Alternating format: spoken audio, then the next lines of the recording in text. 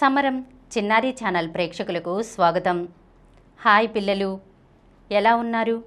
నేను ప్రతి ఎపిసోడ్లోనూ మీకు ఒక మంచి నీతి కథ గురించి చెప్తున్నాను కదా, అలాగే ఈరోజు ఎపిసోడ్లో కూడా నేను మీకు ఒక మంచి నీతి కథ గురించి చెప్తాను. సరేనా? కథను జాగ్రత్తగా వినండి, అందులో ఉన్నటువంటి నీతిని గురించి తెలుసుకోండి. అనగనగా రామాపురం అనే గ్రామంలో రాము, సోము అనే ఇద్దరు అన్నదమ్ములు ఉండేవాళ్ళు పిల్లలు. వాళ్ళు తమ చదువు పూర్తి చేసుకున్నాక పట్టణానికి వెళ్ళి ఏదైనా ఉద్యోగం సంపాదించుకోవాలనుకున్నారు. ఈ విషయాన్ని తల్లిదండ్రులకి చెప్తారన్నమాట. అందుకు వాళ్ళ తల్లిదండ్రులు ఒప్పుకుని ఖర్చుల కోసం చెరొక 100 వరహాలు ఇస్తారు. ఉద్యోగం దొరికే వరకు ఖర్చులకు ఉపయోగపడతాయని ఆ వరహాలను తీసుకుని రాము, సోము పట్టణానికి బయలుదేరతారు. పట్టణానికి చేరుకున్నాక ఒక సత్రంలో వాళ్ళు బస చేస్తారు. పక్కనే ఉన్న పూటకూళ్ళ అవ్వ దగ్గర భోజన ఏర్పాట్లు చేసుకుంటారు.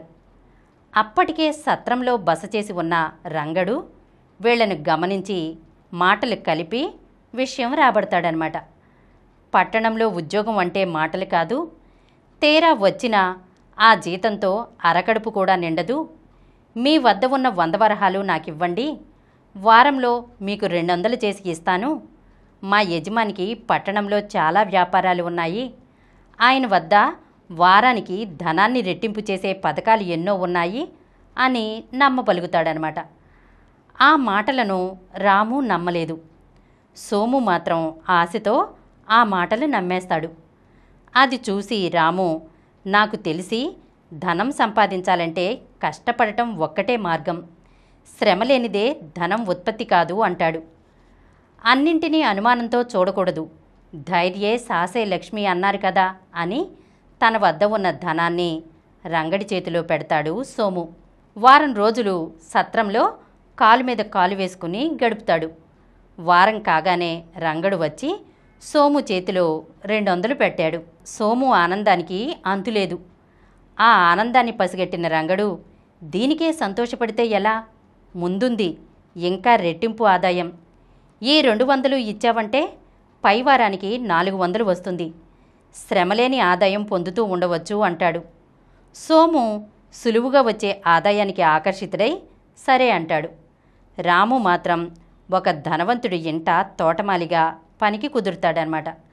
ముందు ముందు తన చదువుకు తగిన ఉద్యోగం దొరుకుతుంది అన్న నమ్మకంతో ఉంటాడు రాము. అంతదాకా తన ఖర్చులకు తనకొచ్చే జీతం సరిపోతుంది. ఇంటి నుంచి తెచ్చుకున్న 100 వరహాలు అలాగే ఉంటాయన్నది రాము ఆలోచన. 4 వారాలు గడుస్తాయి.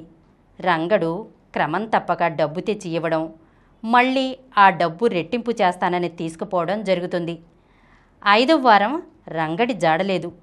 ఎవరిని అడిగినా వాడిని ఎలా నమ్మావు, పట్టణంలోకి ఎవరు వచ్చినా వాడి మోసానికి గురి కావలసిందే, పోయిన డబ్బు పోయింది, ఇక అది ఎలాగూ తిరిగిరాదు, ఈ మధ్య మనుషుల్లో కష్టపడకుండా బతకాలనే తత్వం పెరిగింది అన్నారు. విషయం తెలుసుకున్న ఆ ఊళ్ళో ప్రజలు. డబ్బులు పోయాయే అని బాధపడుతున్న సోముతో రాము, ఎప్పుడు ఎక్కడా కష్టం లేకుండా డబ్బు రాదు, ఇవాళ లోకంలో ఉన్న ధనం అంతా ముందు తరాల వారి కష్టఫలితమే, మనం అది మర్చిపోకూడదు. నా దగ్గరున్న డబ్బులో నీకు కొంత ఇస్తాను, నీకు పని దొరికాక ఇవ్వు అంటాడు రాము. అనడమే కాకుండా తన యజమాని దగ్గరే పని చూపిస్తాడు. ఇద్దరూ కలిసి కష్టించి పనిచేస్తూ కాలక్రమేణా వాళ్ల చదువుకు తగ్గ ఉద్యోగాలను సంపాదించుకుని హాయిగా సంతోషంగా జీవిస్తారు పిల్లలు, రాము, సోము. పిల్లలు, ఈ కథను విన్నారు కదా, ఏమర్థమైంది పిల్లలు మీకు ఈ కథ ద్వారా? పిల్లలు, మనం ఎవరు చెప్పిన మాటలను కూడా గుడ్డిగా నమ్మేయకూడదు, అందులో ఎంత వాస్తవం ఉందో తెలుసుకోవాలన్నమాట. అంతేకాకుండా ఊరికే కష్టపడకుండా డబ్బును ఆశించకూడదు. కష్టపడితేనే ఎప్పటికైనా మంచి ఫలితం ఉంటుంది పిల్లలు. ఎవ్వరినీ మోసం చేయకూడదు, నీతిగా నిజాయితీగా ఉండాలి, అబద్ధాలు ఆడకూడదు, సత్ప్రవర్తనతో మెలగాలి. సరేనా? ఇలాంటి మరొక చక్కని నీతి కథతో వచ్చే ఎపిసోడ్లో కలుసుకుందాం.